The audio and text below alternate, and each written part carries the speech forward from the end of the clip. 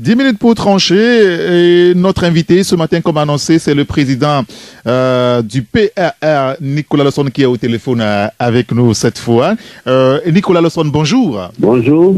Merci d'avoir accepté d'être avec nous ce matin pour qu'ensemble on puisse analyser l'actualité politique de ces dernières heures. Vous savez que le gouvernement togolais semble être prêt pour le scrutin législatif du 20 décembre. La C14 ne veut pas quand même aussi associer, dénonçant même le processus et accusant la CEDEAO d'amener les Togolais à l'abattoir.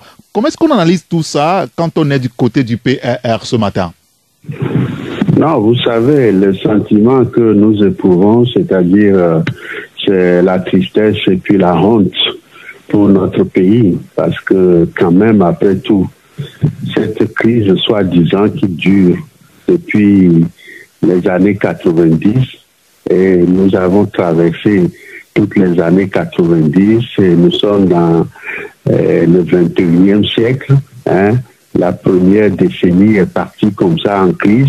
Nous finissons la deuxième décennie et nous continuons dans la crise et dans les accusations, les violences, les malheurs pour notre peuple et puis la honte pour notre pays. Ça fait mal. Ça fait très mal. Tu vois? Je ne comprends pas pourquoi nous subissons cette malédiction-là. Donc c'est le sentiment que nous avons, un sentiment de tristesse et de honte pour ce qui arrive au Togo et aux Togolais. Nous aurons pu utiliser notre intelligence, notre énergie à travailler et faire en sorte que les Togolais soient élevés à la dignité humaine. Mais malheureusement, ce n'est pas le cas. Oui. Et c'est en permanence, la crise. Oui, et c'est devenu une habitude. C'est vraiment triste. Oui, est-ce que vous aussi, comme certains de nos compatriotes, vous craignez le pire aujourd'hui? Non, pourquoi vous allez craindre le pire pour votre pays? Vous savez, le PRR, c'est un livre ouvert qui symbolise la foi et le savoir. Avec le savoir, on peut tout construire, on peut tout faire. Avec la foi, on peut aussi parvenir à réaliser des miracles et tout. Donc nous souhaitons pour le Togo le meilleur. Nous avons toujours rêvé et travaillé dans ce sens-là. Si même nous ne sommes pas compris, c'est notre foi, c'est notre détermination qui peut nous aider à sortir de cette situation. Alors nous prions Dieu Tout-Puissant de nous aider, d'éclairer ceux qui nous ont égarés et qui malheureusement nous maintiennent dans cette vie de tristesse et de malheur. Nicolas Lawson, au nombre des chantiers à opérer aujourd'hui avant les législatives, les réformes constitutionnelles. Alors, un test vient d'être envoyé au Parlement sur proposition de l'expert de la CEDEAO. C'est vrai que le gouvernement, entre-temps, a voté cela en Conseil des ministres. On est sur la bonne voie dans le règlement du contentieux constitutionnel au Togo, finalement? Non, d'abord, quand vous voyez le texte qui est envoyé, et vous vous dites, si franchement, et ça a un sens. Parce que celui-là qu'on appelle un expert, et est-ce que quand il est venu dans notre pays, il sait quels sont nos problèmes, notre affectivité? Est-ce qu'il sait ça? Est-ce qu'il connaît? Entre nous, c'est pas pour aller... Entre nous, on dit qu'il est agrégé et de droit, ainsi de suite et tout. Et on laisse aller présenter un test comme ça à une Assemblée nationale. Je pars d'abord sur cette base-là. Quand vous voyez l'exposé des motifs et que vous voyez que c'est sur recommandation des chefs d'État de la CEDEAO, c'est sur ceci, c'est sur cela, où est notre souveraineté? Où est notre dignité? Pourquoi on piétine de cette façon notre dignité de Togolais, notre fierté d'être Togolais? C'est nous qui avions enseigné, nos parents qui avaient enseigné et dans ces pays-là, dans le passé. Pourquoi aujourd'hui on nous amène des gens qui ne connaissent pas notre affectivité, notre histoire, notre truc et tout, et qui laissent présenter un texte comme ça, avec un exposé des motifs qui arrache la souveraineté de notre peuple et qui va donner ça à des chefs d'État de la CEDEAO qui ont pris des décisions, qui ont recommandé. Nous sommes souverains ou pas? Nous sommes indépendants ou pas. Bien La sûr. CEDEAO, c'est les Gnassingbé Yadema et Gowon qui ont créé la CEDEAO. Pourquoi on nous humilie comme ça? Donc c'est d'abord sur ça l'exposé des motifs. C'est scandaleux. On ne peut pas, en tant que Togolais, ayant la fierté et le patriotisme chevillé au corps, accepter qu'on vienne nous présenter, d'un gouvernement togolais présenté à l'Assemblée nationale, un texte avec un exposé des motifs qui enlève la souveraineté à notre peuple et qui humilie le chef de l'État en place. C'est pas lui qui décide. C'est pas lui qui est le président de la République du Togo, c'est lui qui doit décider. Ça ne peut pas être le chef d'État de la CEDEAO, ni personne d'autre. Voilà un problème tragique. Et en plus, il laisse, cette assemblée-là, son mandat est déjà expiré. Là où il a appris le droit, il ne sait pas qu'une assemblée nationale ou une institution dont le mandat a expiré et tout, ne peut que s'occuper des affaires courantes et qu'une telle assemblée n'a pas la légitimité ni le pouvoir de changer la loi fondamentale de notre pays. Seul le peuple souverain a désormais ce pouvoir-là. Et dès lors que ce peuple avait transmis ce pouvoir souverain à une assemblée nationale pour faire voter des lois organiques et ainsi de suite, et dans des conditions exceptionnelles, procéder à la révision de ce texte de la Constitution. Mais quand le mandat de cette Assemblée a expiré, mais personne n'a le pouvoir de conférer à cette Assemblée la légitimité, le pouvoir de changer la loi fondamentale du pays.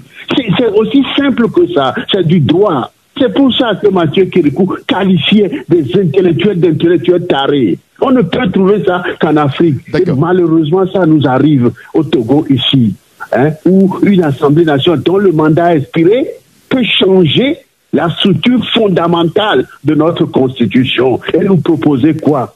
Lisez le texte qui a été envoyé à l'Assemblée nationale. Nous avons quand même des gens intelligents dans ce pays qui ont fait des études, qui ont un certain niveau de... Pourquoi on fait ça? Pourquoi nous renie comme ça? On l'a lu, ce test.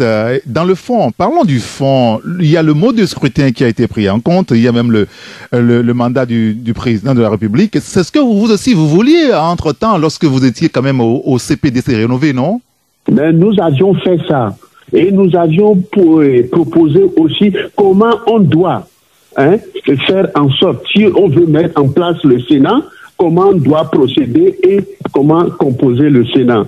Et nous avons aussi été plus loin en parlant du Conseil économique et social et tout ça là. Aujourd'hui, on nous parle de Sénat, et le Sénat n'existe pas. Vous comprenez? L'Assemblée nationale s'était accaparée du pouvoir du Sénat jusque-là. Et maintenant, on veut recommencer le même cirque tragique. Vous comprenez? On nous parle de désigné par le Sénat et tout. Non, ce texte est indigne de nous. C'est une insulte à notre intelligence de Togolais. Ça fait mal. Vous comprenez? J'ai beau retenir ma colère, ma déception, mais je suis triste pour le Togo et pour les Togolais. On ne peut pas nous renier comme ça. On ne peut pas piétiner la souveraineté de notre peuple, sa dignité, et nous insulter comme ça. Il y a des gens intelligents au Togo. Et c'est ça qui fait de la peine. C'est vraiment triste. Que Dieu nous vienne en aide. C'est pas normal, ça. Vous comprenez? Cette Assemblée nationale doit comprendre. Nos frères là qui sont là doivent comprendre qu'ils n'ont plus la légitimité, ils n'ont plus le pouvoir de changer la structure fondamentale de notre Constitution. L'article 52, dans son alinéa 11, ne dispose que des affaires courantes. Cette Assemblée nationale ne peut que être là, juste entreprendre des affaires courantes, c'est-à-dire des petits tests comme ça, mais pas la Constitution. La Constitution, c'est la loi fondamentale d'une nation. C'est ça le peuple prescrit par son vote, tu vois. Non, c'est triste, c'est vraiment triste. Je ne sais pas là où les gens ont fait du droit, je ne sais pas où sont leurs logiques, je ne sais pas ce qu'ils veulent, et ils nous imposent ça. Et nous sommes malheureux, nous sommes tristes. Alors, dans ces conditions, Nicolas Lawson, on ne pourra pas faire les réformes avant le scrutin du 20 décembre. C'est ce qui a été prescrit par la CEDEAO. Mais pourquoi vous parlez de scrutin? Oui. Est-ce que c'est rédhibitoire ou si on ne fait pas d'élection législative le 20 décembre, le Togo va exploser? Le Togo va faire quoi? Est-ce que, puisqu'ils ont prolongé de façon scandaleuse et sans rien du tout, sans aucune formalité, le mandat de cette Assemblée nationale, c'est jusqu'à quand? Donc, c'est le 20 décembre. Et qui sont ceux-là qui ont ce pouvoir-là? Je vous le dis, je vous le répète, seul le peuple togolais a ce pouvoir-là. D'accord, très bien. De la souveraineté dans ce pays. Seul le peuple togolais. Il n'y a aucune institution supranationale. Il n'y a aucun chef d'État étranger qui puisse avoir le pouvoir souverain sur le Togo. Le Togo est un État indépendant. Et le peuple, son peuple doit être souverain. On doit respecter sa dignité. On ne doit pas piétiner notre dignité comme ça. Alors, sommes en colère. Oui, une dernière question avant de vous laisser, Nicolas Lawson. Vous savez, la C14 n'est pas d'accord avec tout ce qui se passe actuellement.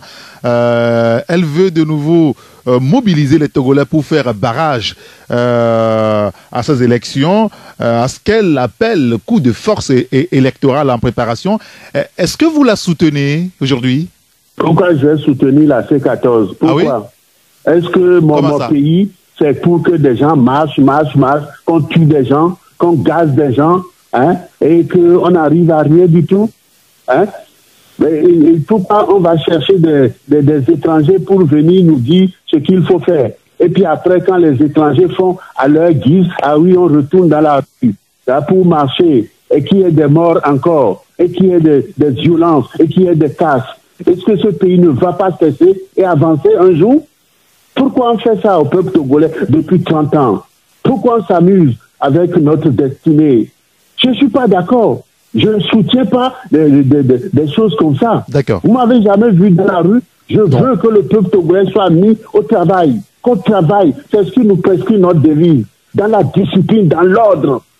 Pour construire l'ordre de l'humanité que nous ont prescrit nos dévanciers. C'est cela, mon combat. Mon combat n'est pas de soutenir un camp contre un camp ou de me proclamer je ne sais pas ceci ou cela. Je suis togolais, j'aime ce pays et je veux que nous travaillions pour respecter ce qui nous a été prescrit par nos dévanciers. Ceux qui se sont battus pour qu'il y ait l'indépendance nationale de ce pays, pour que ce pays soit un pays souverain. Et ce pays a déjà montré par le passé quand même, malgré tous les errements, que nous sommes en première ligne du progrès de cette région. C'est ici, à Lomé, en 1972, qu'on a décidé de ramener la BCEAO en Afrique. Et que les Africains puissent avoir une certaine souveraineté, qu'on a créé la BOAD et tout ça, là, toutes ces échelons. C'est ici, au Togo, qu'il a été prise la décision de mettre en place la CEDEAO au lieu de la CEAO et tout. Oui, le Togo a des références. Et c'est sur cette base-là que nous devons travailler. Pas faire du n'importe quoi. Vous comprenez? On est malade de la politique togolaise. C'est vraiment honteux, c'est triste, quoi. C'est misérable. Qu'on puisse subir ça. Mais vous étiez là, non? Vous aussi, vous êtes politicien. J'entends ça des fois. Des soi-disant journalistes me jettent à la figure. Vous aussi, vous êtes politicien. Est-ce que c'est cette politique-là que je veux faire? Est-ce que c'est ce rêve-là que j'ai pour mon pays et pour mes compatriotes? Je dis non. Donc ça suffit, il faut qu'ils arrêtent. C'est pas normal. C'est une tyrannie, ça. C'est la tyrannie des politiciens togolais, de la classe politique togolaise. Ils nous tyrannisent par leurs bêtises, vous comprenez? Conséquences, responsabilités. Nous en avons assez. On a compris, Président Nicolas Lawson. En tout cas, merci quand même pour votre disponibilité. Je vous remercie. Bonne journée. Merci, à vous aussi. Merci.